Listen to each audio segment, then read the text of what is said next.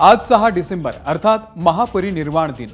6 डिसेंबर 1956 हा तो दिवस होता जेव्हा डॉक्टर बाबासाहेब आंबेडकर नावाचा ज्ञानसूर्य हरपला, कोट्यवधी वंचितांचा आधार गेला।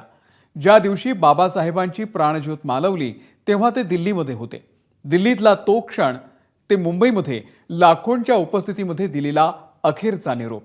महामानवाचा हा अखेरचा प्रवास नेमका कसा होता, जाणून घेऊयात एबीपी माझाच्या या विशेष कार्यक्रमामधून। 6 डिसेंबर 1956 जेव्हा संपूर्ण देश हळहळला, कोट्यवधी गोरगरीब वंचितांचा आधार हरपला, जातीपातीच्या चक्रात भरडल्या जाणाऱ्या प्रत्येकाचा मायबाप ज्ञानसूर्य मावळला, अस्पृश्य म्हणून हिणवल्या जाणाऱ्या प्रत्येकाच्या न्यायासाठी आणि हक्कासाठी बाबासाहेबांनी आपलं अवघं आयुष्य वेचलं। दलितांच्या उद्धारासाठी स्वतःला समर्पित केलं, अगदी शेवटच्या श्वासापर्यंत।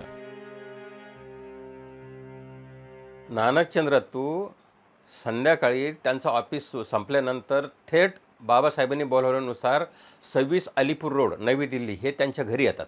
काही कामं महत्त्वाची करायची असतात बाबासाहेबांची, त्यासाठी नानकचंद्र तू बाबासाहेबांना सांगतात की तुम्ही काल त्या जैन धर्मीय लोकांना, शिष्टमंडळाला शब्द दिला होता, त्याप्रमाणे ते चर्चा करण्यासाठी आलेले आहेत। तर बाबासाहेब म्हणतात, नानकचंदला म्हणतात की अरे मी आज खूप थकलेलो आहे, त्यांना उद्या बोलवतो। म्हणजे 5 डिसेंबरला संध्याकाळी बाबासाहेब सांगतात की जैन धर्मीय शिष्टमंडळाला की तू त्यांना उद्या बोलव। आणि नानकचंद्र तू बाबासाहेबांच्या खोलीच्या बाहेर पडणार, तोच बाबासाहेब त्याला आणखी बोलवतात परत, एक काम कर, तू त्यांना बसायला सांग, 5-10 मिनिटात मी खाली येतो। आणि नंतर बाबासाहेब नानकचंद्र तुच्याच आधारानं खाली जातात आणि त्या लोकांबरोबर दीर्घकाळ चर्चा होते, त्यांची बरीच चर्चा होते आणि ते जैन धर्मीय लोक निघून जातात। त्याच्यानंतर बाबासाहेब तिथंच बसतात ते त्यांच्या सोफ्यावर आणि तिथं अगदी हलक्या आवाजात त्रिशरणाच्या लाईन म्हणायला लागतात, बुद्धं शरणं गच्छामि, धम्मं शरणं गच्छामि। साधारण एक 11ची वेळ होत आलेली असते तोपर्यंत, ह्या जैन शिष्टमंडळाच्या बरोबर चर्चा वगैरे, जेवण सगळं होईपर्यंत। आणि ते म्हणतात आता मी माझ्या शयनगृहात जातो। आणि विशेष म्हणजे बाबासाहेब 6 डिसेंबरला जातात आणि त्याच्या अगोदरच्या संध्येला बाबासाहेबांनी बुद्ध आणि त्याचा धम्म हा त्यांचा सगळ्यात आवडता जो ग्रंथ होता, त्या ग्रंथाची प्रस्तावना दुरुस्त केलेली आहे। रात्री 12:15च्या सुमारास बाबासाहेब झोपी गेले। ती त्यांच्या आयुष्याची शेवटची रात्र, काळ रात्र। साधारण असं बोललं जातं की अगदी भल्या सकाळी 5:30 ते 6च्या दरम्यान बाबासाहेबांना हृदयविकाराचा धक्का आला असावा, असं बोललं जातं। आणि सकाळी जेव्हा असं बोललं जातं, काही रेफरन्सेस असे आहेत की अगोदर सुदामा गेल्यानंतर त्यानं पाहिलं तर बाबासाहेबांचं थोडेसे अस्तव्यस्त पडलेले होते बिछाण्यावर, आणि तो येऊन माईसाहेबांना सांगतो।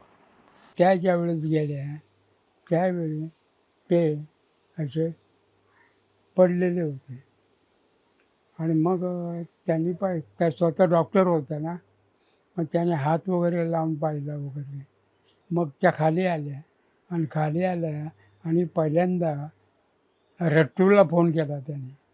आणि मग त्यांनी ताबडतोब तिथे जे होते ना, शंकरानी शास्त्री, टीबी इंजिनियर होते, त्या लोकांना कळवलं ते त्यांनी फोनवरून त्यांनी।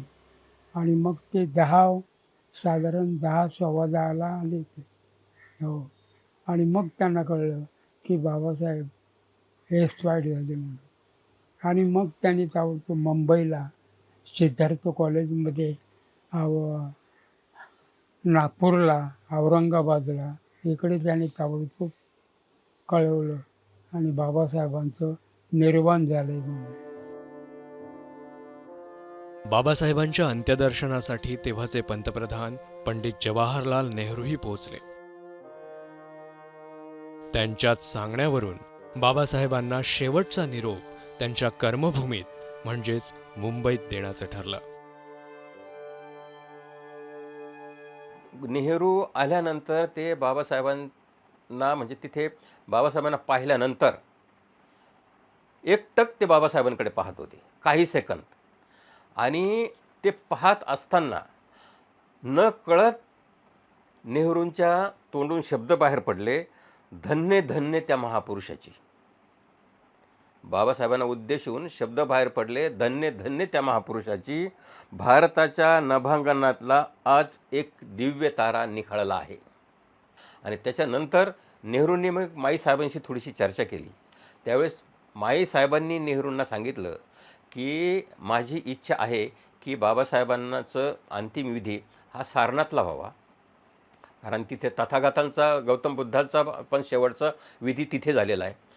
आणि ही सगळी मंडळी बाबासाहेबांचे अनुयायी म्हणतात की मुंबईला न्यायचं.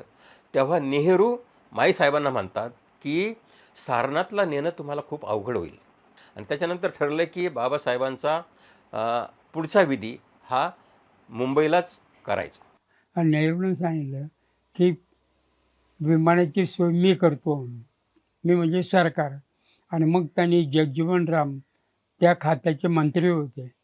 आणि मग जगजीवनरामला सांगितलं की तुम्ही चार्टर प्लेनची व्यवस्था करा आणि ही बॉडी मुंबईला घेऊन चला. बाबासाहेबांचं पार्थिव घेऊन येणारं विमान मुंबईत मध्यरात्री 1:50 पोहोचलं. आणि त्यानंतर सुरू झाली महामानवाची अभूतपूर्व अशी महाअंत्ययात्रा. ही अंत्ययात्रा 5:30 वाजता दादरच्या पश्चिमेला पोचली. म्हणजे ती दादरची स्मशानभूमी आहे तिथे समुद्राच्या काठावर एक मोठा साधारण 1.5 पुरुष उंचीचा मातीचा वाळूचा ढिगारा करण्यात आला मोठा. आणि त्या ढिगारावर चंदनाची चिता रचलेली होती.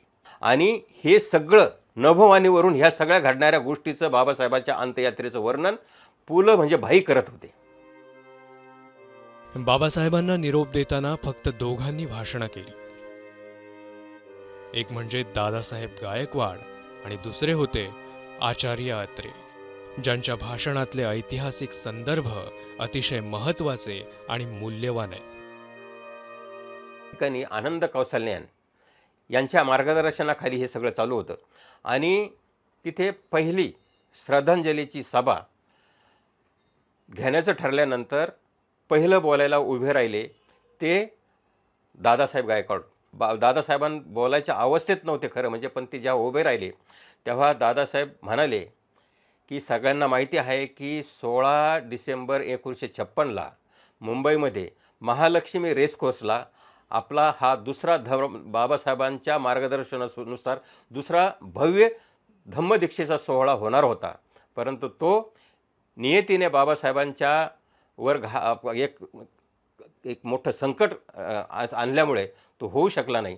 परंतु आज आपण बाबासाहेबांच्या पार्थिवाला साक्ष ठेवून आपण सगळ्यांनी भदंत आनंद कौशल्यांच्या यांच्याकडून हा आपण त्यांच्याकडून दीक्षा घेऊया आणि हा धम्मदीक्षेचा सोहळा बाबासाहेबांच्या पार्थिवाला साक्ष ठेवून आपण करूया. भदंत आनंद कौशल्यांनी सगळ्यांना दीक्षा दिली. आणि त्याच्यानंतर विशेष म्हणजे प्र के अत्रे, ज्यांना शब्दपूर्व म्हटलं जातं, प्र के अत्र्यांनी जे त्या ठिकाणी भाषण केलं ते अगदी अफलातून भाषण होतं. आचार्य प्र के अत्रे आपल्या भाषणामध्ये त्या लाखो जनसमुदायाला उद्देशून म्हणतात, मराठी पत्रकार व लेखक यांच्या वतीने भारतातील एका महान विभूतीला श्रद्धांजली अर्पण करण्यासाठी मी उभा आहे. या महान नेत्याच्या मृत्यूने मृत्यूचीच कीव वाटू लागली आहे. मरणानेच आज त्याचे हासू करून घेतले आहे. मृत्यूला काय दुसरी माणसे दिसत नव्हती? मग त्याने इतिहास निर्माण करणाऱ्या या महान नेत्यावर, महामानवावर, या मोठ्या ग्रंथकारावर इतिहासाच्या एका पर्वावरच का घाला घातला? आकाशातील देवांनाही हेवा वाटावा असे भाग्य त्यांना लाभले. भारताला महापुरुषाची वाण कधीच लागली नाही, परंतु असा महापुरुष शतकातून तरी होणार नाही. असा बंडखोर शूरवीर बहादर पुरुष आज मृत्यूच्या चिरनिद्रेच्या मांडीवर कायमचा विसावा घेत आहे. त्यांचे वर्णन करण्यास शब्द नाहीत. आणि प्र के अत्रे हे बोलत असताना लोकांच्या ते प्र के अत्रेने त्यांच्या लेखात म्हणलेले आहे की जशा लाटा समुद्रात दिसतात तशा लोकांच्या आक्रोशाच्या, टाहाच्या आणि रडण्याच्या लाटा निर्माण होत होत्या. त्यानंतर बाबासाहेबांचा थोरला मुलगा यशवंत यांनी अग्नी दिला. चंदनाच्या चिचेवर बाबासाहेबांचा देह ठेवला आणि मग पोलिसांनी, सरकारच्या वतीनं पोलिसांनी 5 फैरी झाडल्या आणि त्यांना मानवंदना दिली. समता सैनिक दलाने देखील मानवंदना दिली. आणि त्यानंतर 7/15 यशवंतरावांनी अग्नी दिला. बाबासाहेब गेले, बाप केला, यापेक्षा कुणाचीच वेगळी भावना नव्हती. आचार्य अत्रे म्हणाले तसं की त्या दिवशी लोक इतक्या मोठमोठ्याने टाहो फोडत होते की त्यावेळी परमेश्वरालाही त्यांचं सांत्वन करता आलं नसतं. या महामानवाला कोटी कोटी प्रणाम.